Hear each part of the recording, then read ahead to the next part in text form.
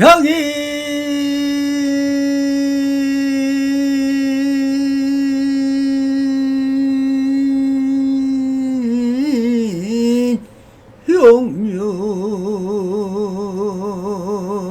영렬이 삼세 일체물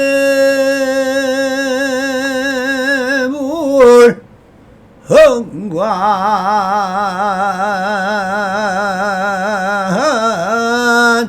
법계에서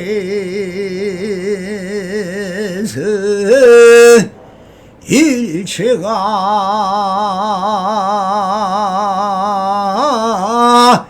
유심조더라 나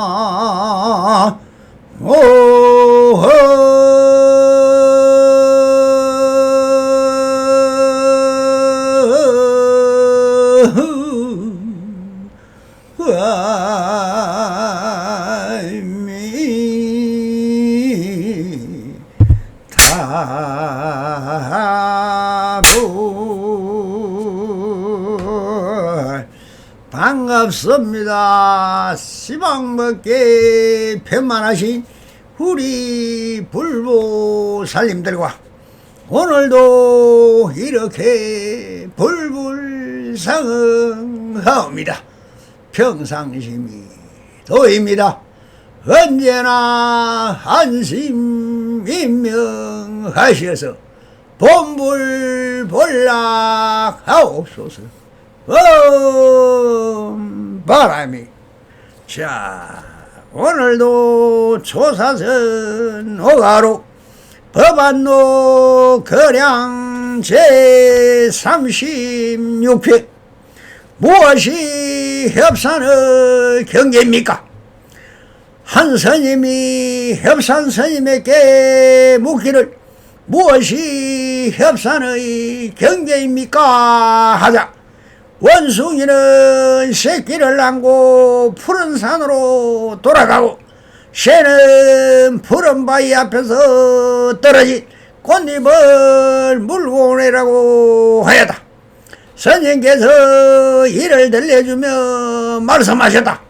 나는 20년 동안 경계를 말하는 줄로만 생각해 왔다라고 기록되어 있습니다. 오늘의 법거량으로 화연시킨 스님은 협산 스님이십니다. 거량에 앞서 협산 스님에 대하여 벽암록과 선문점송에서 어떻게 스님인지 좀 알아보고 법거량으로 들어가겠습니다. 협산 선화 스님은 805년에 태어나 881년 입적하신 당대 성녀이며 속성은 요요, 호는 협산, 시호는 전명, 광등성에서 태어났다. 825년 후난성 탄저우에 있는 용화산으로 출가한 뒤 룬저우 경구에 머물며 선자 덕성법을 이어받았다. 870년 예주 성문현 동남쪽에 있는 협산에 영천원을 열어 제1대 조가 되었다. 그 선을 파쇄선이라 하는데 이는 산속 깊숙이 들어가 언둔하면서 자해를 벗삼아 수행하는 것을 이르는 것입니다.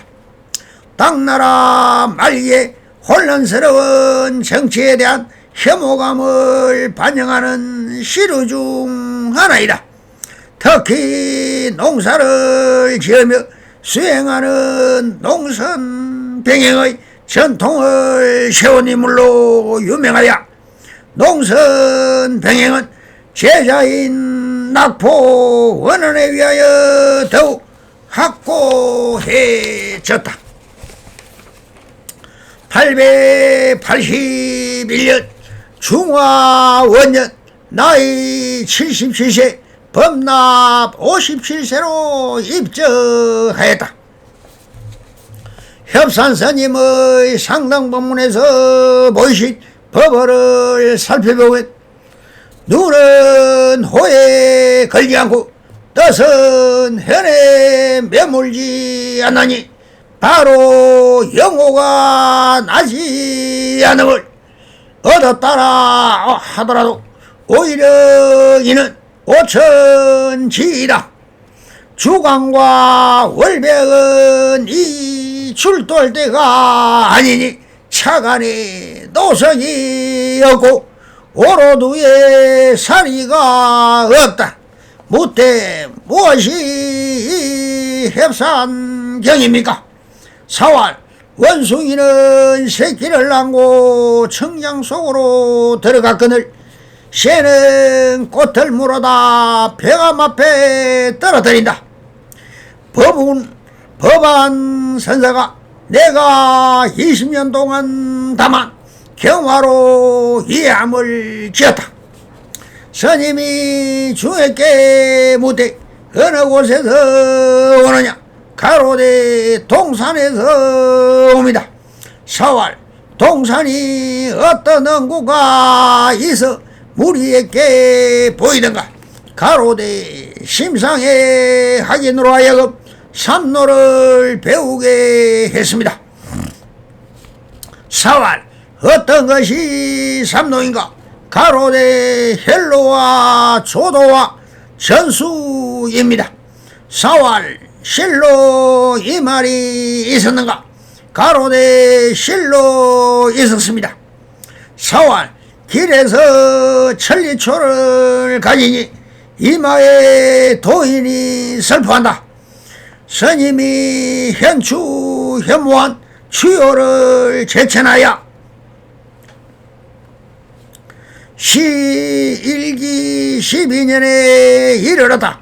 당 중화 원년 11월 7일 주사로 불러가로되 내가 중성과 더불어 도를 얘기한 지 여러 해였다.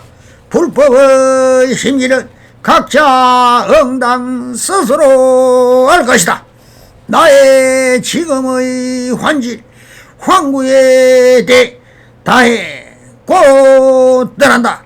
너희들은 잘 보호하기를 내가 제시하던 날과 같이 하고 세인의 내동하여 갑자기 추창을 앱을 얻지 말아라. 말을 마치자 엄연히 떠났다. 본산에 탑을 세우고 이는 전명대사라고 적고 있습니다. 다시 본 법거랑으로 돌아가 협산스님의 안목을 청구토록 하겠습니다. 한 스님이 협산스님에게 묻기를 무엇이 협산의 경계입니까? 하자 라고 물었다. 여기서 경계는 무엇입니까?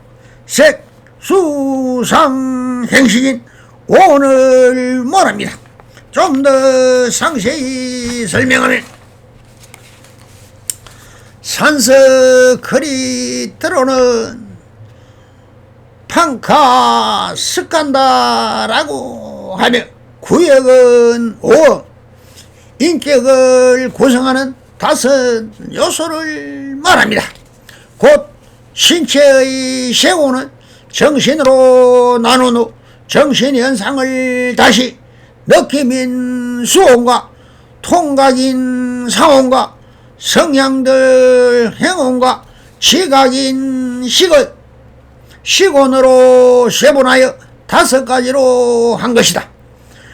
온설을 성립과 함께 곧바로 일반화해 인간과 세계 전체를 구성하는 요소를 가져된다. 이 경우 신체는 내외의 물질 현상으로 일반화하고 성향들도 정신도 아니고 물질도 아닌 요소를 포함한다. 인격을 구성 요소로 분해하는 목적은 정통 일본 인도 사상에서 주장하는 단일하고 영원한 실체로서 자아를 부정하고 무아서를 확립하기 위한 것이다. 니카야에서는 오온이라는 용어는 거의 나타나지 않으며 대부분의 오치온이라는 형태로 나타난다. 단독으로 온이라고 나타날 때도 대부분 치온의 준말입니다. 온 혹은 음이라고 하냐께 산스크리트 스칸다는 줄기 혹은 가지를 의미하며 여기서는 어떤 전체를 구성하는 구성요소를 가리킵니다. 치라고 번역된 산스크리트에는 생리적 통합의 대상이나 정신적 집착의 대상을 의미합니다. 따라서 오치온이란 생리적 통합의 대상이자 정신적 집착의 대상이 되는 구성 요소를 가리킨다. 온설은 붓다의 첫 설법을 전하는 초점 법용경에 곧바로 이어지는 무아상경에서 처음 써내긴다. 여기서 온설은 이론적 체계라기보다는 분석 명상의 관찰 대상이다. 곧 신체는 무상함으로 고통스럽고 고통스러움으로 자아가 아니라는 것이다. 정신현상인 느낌, 통각, 성향들, 지각도 동일하게 무상함으로 고통스럽고 고통스러움으로 자아가 아니라고 쓰레긴다. 요컨대 인격을 구성하는 온 전체는 자아가 아님을 명확히 인식하고 그 결과 오음의 염증을 느껴 그에 대한 집착으로부터 벗어나 해탈을 획득한다는 실천적 관점의 가르침인 것입니다. 실천적 요구에서 형성된 오음설은 이론적이고 철학적인 사유의 진리와 더불어 정교하고 정의되고 세밀하게 분류된다. 아비달마를 대표하는 논서인 구사론에 따르면 각 구성요소는 다음과 같이 정의되고 분류된다. 이의 첫 번째 색은 파괴되고 때문에 혹은 저촉되기 때문에 물질이라 한다. 저촉된다는 것은 동시에 두 물건이 한 공간을 차지하지 못하는 것을 의미하며 서양 철학에서 물질을 정의하는 연장 개념과 동일하다. 이것은 눈기, 코, 혀, 몸 등의 다섯 감각과 오근의 및 그것들을 각각에 대응하는 색깔, 형태, 소리, 냄새, 맛, 감촉 등의 다섯 인식 대상, 오경과 비가시적 물질, 현상인 무표색으로 세분된다. 두 번째 수는 여섯 감과 육근이 인식 대상과 접촉한 뒤 일어나는 수동적 반응, 곧 경험과 영납이라고 정의된다.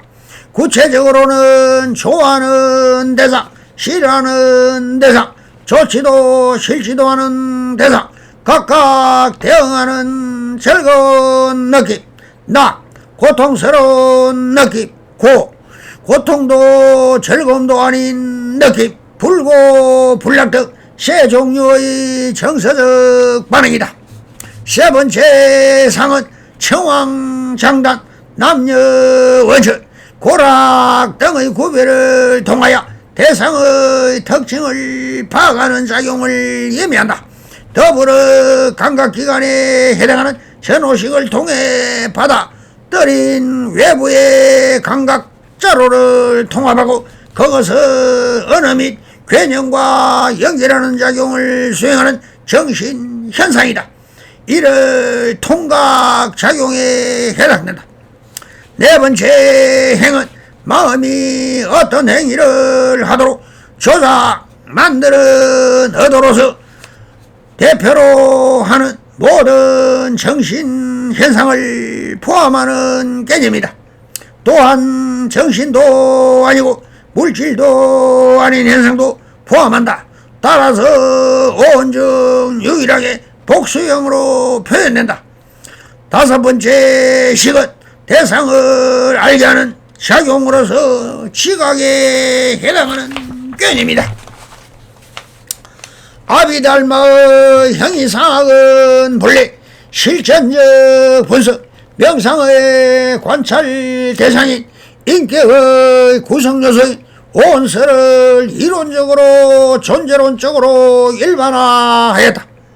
이 과정에서 각각의 구성요소는 엄밀하게 정의되고 세밀하게 분류되었으며 더 이상 나누어지지 않는 요소로 계속 환원되어 갔다.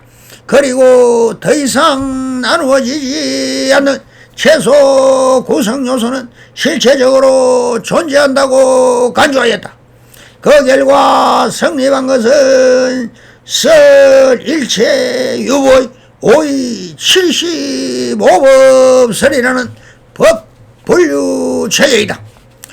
대성 불교의 두 학파 중 하나인 중환학파는 이러한 5의 75법 체계가 가진 실체적 사고방식을 비판하고 구성요소는 실체적 존재가 아니라는 법 무아설을 주장한다. 한편 대성불교의 다른 한파인 유가형파는 중관학파의 법 무아설을 받아들이면서도 좀 더 초기 경전에 충실한 양상을 보여 오온설을 기본적인 법분류 체계로 삼았다. 유가형파의 영향으로 많은 대성불교 전통은 설일체유보의 5의 75법 체계 대신 오온설을 기본적으로 법의 분류법으로 간주하는 한편 법의 분류를 좀 더 세밀하게 진행하여 5의 백법의 체계를 세우기도 했다. 오온의 이의와 평가. 오온설은 불교의 가장 특징적인 주장이라 할 수 있는 무아설과 근거를 이룬다. 오온설은 무상고 무아라는 실천적인 관법의 대상으로 성립한 후 이론화 과정을 거쳐 인간의 세계를 설명하는 기본적인 분류법으로 자리잡았다. 다른 관점의 분류체계인 12처설과 18체설은 이러한 오온설의 바탕을 두고 있다. 오온설은 불교 세계관의 출발점이자 기초를 형성하고 있다고 평가할 수 있다. 이런 학문적으로 설명을 해보았지만 직진심 견성성불의 조선선에서 본다면 육건인 안이미설 신이가 육경인 색성향미 촉법을 보고 듣고 향이 맡고 맛을 알고 몸으로 느끼며 마음으로 생각하는 18개를 통칭 경계라고 부릅니다. 그러나 한 스님이 협산 스님의 경계를 물은 것은 무엇입니까? 협산 스님은 이 우주 만유를 어떻게 보십니까? 라고 물은 것이다. 그런데 협산 스님은 아주 한개성으로 답을 하십니다. 원숭이는 새끼를 낳고 푸른 산으로 돌아가고 새는 푸른 바위 옆에서 떨어진 꽃잎을 물고 오네라고 하였다. 지금 여기 있는 그대로일 뿐인 한 무일물의 비추인 빛의 화연이 찰나간에 사라지는 빛의 그림자를 보았을 뿐인 것입니다. 다 가르쳐 주었습니다. 원숭이가 새끼를 안고 푸른 산으로 돌아가는 것도 협산 스님의 안목인 것이 거울 고경에 비추인 빛의 그림자가 그대로 비추었을 뿐이었고, 새는 푸른 바위 앞에서 떨어진 꽃잎을 물고 나르고 있는 경계가 그대로 거울에 비친 빛의 화연인 그림자가 비추었을 뿐인 것입니다. 더 지금 여기 있는 그대로일 뿐 무엇이 있고 무엇이 없습니까? 오직 모든 것은 지금 찰나간 뿐이며 여기 뿐인 것입니다. 지금 여기 있는 것은 무엇입니까? 빛이 비추일 뿐입니다. 오직 빛이 없으면 비추일 거 무엇도 없습니다. 여기에 생각을 일으킨다면 빛그림자에 속은 것입니다.